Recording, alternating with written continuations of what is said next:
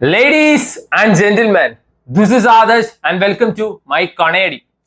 So എല്ലാവരും കണ്ണിൽ എണ്ണ ഒഴിച്ച് കാത്തിരുന്ന പാൻ ഇന്ത്യൻ സീക്വൽ നമ്മുടെ ജയ് ബാലയ്യ ഗാരുവിന്റെ അഖണ്ഡ താണ്ഡവം അഖണ്ഡ 2 ഫൈനലി നെറ്റ്ഫ്ലിക്സിൽ വന്നിട്ടുണ്ട്.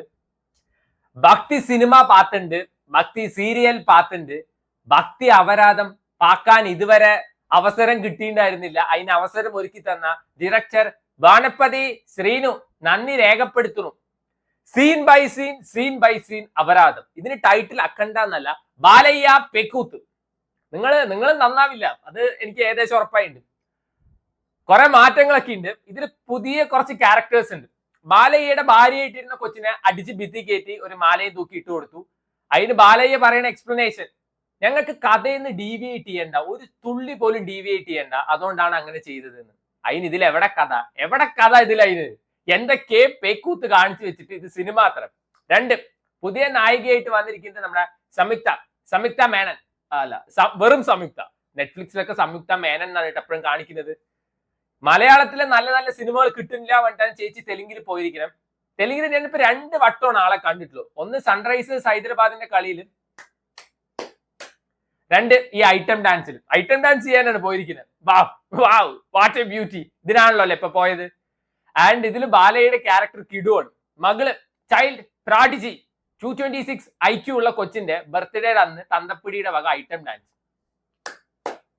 കണ്ട് പഠിക്കും. ഇവിടെയുള്ള എല്ലാവരും ഇവിടെയുണ്ട് ഓരോരുത്തർ തന്തപ്പിടികള്. ഒരു 10 ഉറുപ്പിയുടെ മിഠായി പോലും മേടിച്ചു തരില്ല. ഇവിടെ കണ്ടില്ലേ item dance. What A beauty. And നമ്മുടെ ചൈൽഡ് പ്രാഡിജി 226 IQ. ഈ 226ന്റെ കണക്കൊന്ന് പറഞ്ഞാൽ വലിയ ഉപകാരമായിരുന്നു. പല കണക്ക് പറയാം. നിങ്ങൾക്ക് റൗണ്ട് ഓഫ് ചെയ്തിട്ട് 500 എന്നൊക്കെ ആക്കിക്കൂടെ? അല്ല, അറിയാണ്ട് ചോദിക്കുക. പിന്നെ ബാലയ്യയുടെ പുതിയ പടത്തിൽ നിന്ന് നയൻതാരയെ മാറ്റിന്നാ, നയൻതാര ഒഴിഞ്ഞു പോയിന്നാ എന്തൊക്കെ പറയണ്ടായിരുന്നു. അണ്ണ, നിങ്ങൾ എന്നെ ആ പെൺവേഷം കെട്ട്, എന്നിട്ട് നിങ്ങൾ എന്നെ മെയിൽ ലീഡും നിങ്ങൾ എന്നെ ഫീമെയിൽ ലീഡും ചെയ്യും. നിങ്ങൾ തമ്മിൽ അങ്ങോട്ട് പ്രേമിക്കും. ഒരു വെറൈറ്റി ആവില്ലേ? നിങ്ങൾക്ക് ഒരു പുതിയ ക്യാരക്ടർ ചെയ്തു എന്നായി. അച്ഛനായിട്ട് നിങ്ങൾ അഭിനയിക്കും, മകനായിട്ട് നിങ്ങൾ അഭിനയിക്കും, ട്വിൻസ് ആയിട്ട് നിങ്ങൾ അഭിനയിക്കും. ഇപ്പം നായികയായിട്ട് നിങ്ങൾ തന്നെ അഭിനയിക്കും. ഒരു കുഴപ്പമില്ല, നമ്മൾ കണ്ടോളാം. എത്ര അപരാധങ്ങൾ കണ്ടു, ഇതൊക്കെ കണ്ടില്ലേ? ഇനി അതും കൂടി കാണാം.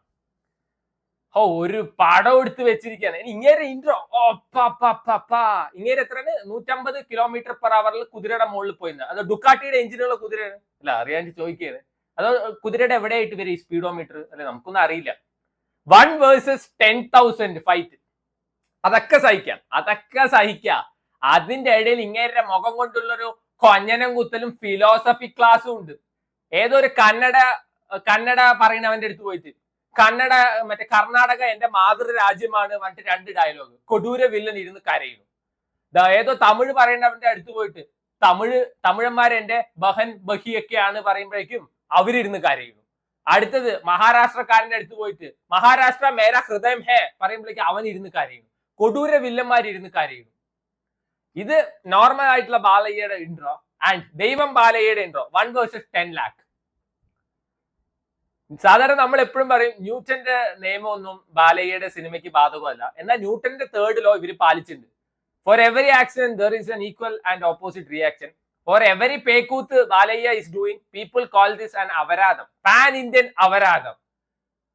മറ്റേ ഹിമാലയത്തിൽ വെച്ചിട്ടൊക്കെ ഒരു ഫൈറ്റിന്റെ എന്റെ മോനെ, മറ്റേ ശൂലം കറങ്ങും, എന്നിട്ട് പോയിട്ട് 100 പേരെ കൊന്നിട്ട് തിരിച്ചു വരും. ഓട്ടോമാറ്റിക് ആണോ അത് ഹൈബ്രിഡ് ആണോ? അല്ല, അറിയാൻ ചോദിക്കുകയാണ്. മറ്റേ നമ്മുടെ സംയുക്ത ചേച്ചിയെ പിന്നെ AK-47 ബുള്ളറ്റ് വെച്ചിട്ട് ഭിത്തി കയറ്റിട്ടുണ്ട്. അത് കണ്ടപ്പോ എനിക്ക് കുറച്ച് സമാധാനമായി. പക്ഷെ ചേച്ചി കിടുവായിട്ട് തന്നെ പെർഫോം ചെയ്തിട്ടുണ്ട്. മാഡം തുസാച്ചിന്റെ മെഴുകു പ്രതിമയായിട്ടാണ് ആള് അഭിനയിച്ചിരിക്കുന്നത്. കിടു ഓസ്കാർ ഡിസേർവിംഗ് പെർഫോമൻസ്. 226 IQ ഉള്ള ചൈൽഡ് പ്രോഡിജി.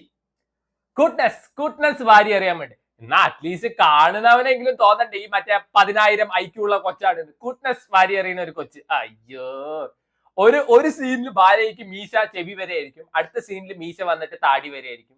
കണ്ടിന്യൂറ്റി ഉണ്ട് എന്തായാലും. ഇതിൽ വില്ലൻ എടുത്തു പറയണം. ഇതിലത്തെ വില്ലൻ ആദി പിനിശെട്ടി. അണ്ണൻ കിടു ആക്ടറാണ്. എവിടെ അപരാധം ഉണ്ടോ അണ്ണൻ കയറി അഭിനയിക്കും. ഈ ഇടയ്ക്ക് ഡ്രൈവ് പറഞ്ഞിട്ടൊരു പടം കണ്ടിട്ടുണ്ടായിരുന്നു. പ്രേതം, ചെവി കൂടെ ഇവിടുന്ന് 4 പ്രേതം, ഇവിടുന്ന് 5 പ്രേതം. ആൻഡ് ബാലയ്യ MBBS പഠിച്ചു. അതിന്റെ ഇടയിൽ പോയിട്ട് ദൈവമാണല്ലോ, MBBS ഒക്കെ അറിയുണ്ടാവും. അണ്ണൻ പോയിട്ട് ഹാർട്ട് ബീറ്റ് ചെക്ക് ചെയ്യുക പ്രേതത്തിന്റെ, എന്നിട്ട് കൊല്ലുക.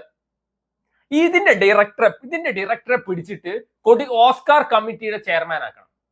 ആൻഡ് ഇതിലുണ്ട് പ്രൈം മിനിസ്റ്ററെ പോയിട്ട് നമ്മുടെ മാർക്കോലെ വില്ലൻ പ്രൈം മിനിസ്റ്ററിന്റെ അടുത്ത് പോയിട്ട് പ്രൈം മിനിസ്റ്ററെ വരട്ടണം. ഏത് യൂണിവേഴ്സ് ഇതൊക്കെ പ്രൈം മിനിസ്റ്ററെ പോയിട്ട് വരട്ടുകയാണ്, പ്രൈം മിനിസ്റ്റർ പേടിക്കണമെന്നുണ്ട്.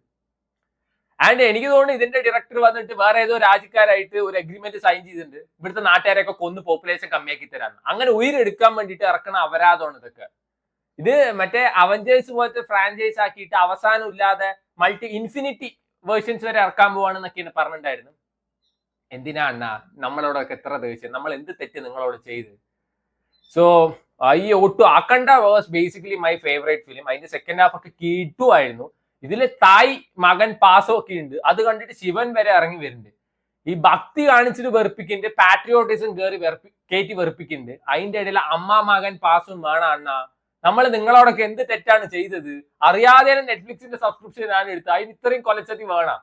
സോ വേണ്ടവര് ഈ അപരാധം കണ്ടു നോക്കുക. പാൻ ഇന്ത്യൻ അപരാധം അവൈലബിൾ ആണ് നെറ്റ്ഫ്ലിക്സ്. അപരാധം ആയതുകൊണ്ട് എല്ലാ ഭാഷയിലും അവൈലബിൾ ആണ്. ഏത് ഭാഷയിലും അപരാധത്തിന് ലാംഗ്വേജ് ബാരിയർ ഒന്നും ഇല്ല. കണ്ടു നോക്കാം.